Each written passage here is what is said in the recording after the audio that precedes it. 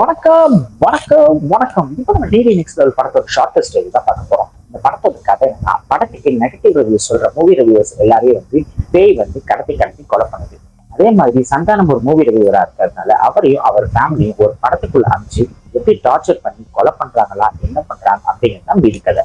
Director Prem Anand ஒரு சூப்பரான இன்ட்ரெஸ்டிங்கான ஸ்டோரி தான் இந்த படத்துக்கு வச்சிருக்காரு. பட் அவர் படத்துல ஹாரர் அண்ட் காமெடி மட்டும்தான் கான்சன்ட்ரேட் பண்ணும் அப்படின்னு நினைச்சாரோ என்ன தெரியல.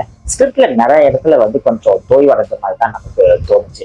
ஏன்னா ஃபர்ஸ்ட் ஹாஃப் ரொம்பவே சுமாரா இருந்துச்சு. செகண்ட் ஹாஃப் ஃபர்ஸ்ட் ஹாஃப் கொஞ்சம் பெட்டரா இருந்துச்சு. ஒரு சில காமெடி நல்லாவே ஒர்க் அவுட் ஆயிருந்துச்சு. முக்கியமா மொத்த ராஜன் அவர் வர்ற காமெடி சீன்ஸ் எல்லாமே எல்லாமே நல்லபடியா தியேட்டர்ல எல்லாரும் வெளியே இருந்தாங்க. படத்துல நிறைய காமெடி ஆர்டிஸ்ட் இருக்காங்க. அவங்க பண்ற காமெடியில சில காமெடி மட்டும் தான் ஒர்க் அவுட் ஆச்சு.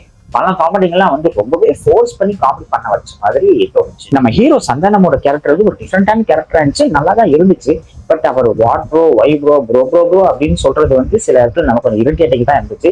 அதை கொஞ்சம் குறைச்சிருந்துருக்கலாம். நிறைய பப்ளிக் ரிவ்யூஸ் பார்த்திருந்தேன். அவங்க பட்டை இல்லை, கேவலமா இருந்துச்சு, ஐயோ ரொம்ப மோசம் அப்படின்னு சொல்லியிருந்தாங்க. பட் ஒரு தியேட்டரிக்கல் எக்ஸ்பீரியன்ஸ்ல பார்க்கும்போது ஒரு சில இடத்துல கண்டிப்பா காமெடி இருக்கதான் செஞ்சுச்சு, மக்கள்லாம் சிரிக்கதான் செஞ்சாங்க.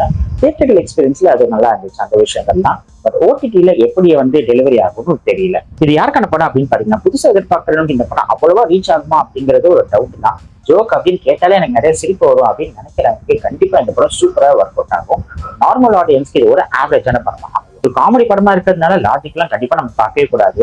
ஸோ ஒரு காமெடி உங்களுக்கு ஒர்க் அவுட் ஆகும், ஒரு காமெடி நமக்கு ஒர்க் அவுட் ஆகும். ஸோ அதனால கண்டிப்பா மக்களோட மனம் இந்த காமெடியில டிஃபர் ஆகிட்டு தான் இருக்கும். ஆக மொத்தத்துல இந்த படத்துல ஸ்கிரிப்ட்லயும் காமெடிலையும் இன்னும் கொஞ்சம் பெட்டராகவும் இன்ட்ரெஸ்டிங்காகவும் எடுத்துக்கிட்டா இந்த டிடி நெக்ஸ்ட் லெவல் கண்டிப்பா டிடி வேற லெவலா மாறிட்டு இருக்கும். இந்த ஐலாண்டுக்குள்ள ஏதோ ஒரு மேஸ்திரி இருக்குப்பா, அப்படித்தானப்பா சொல்லுவாங்க. யோ அது மிஸ்ட்ரியா. யோ காமெடி எல்லாம் கஷ்டப்பட நேரம் வாயா.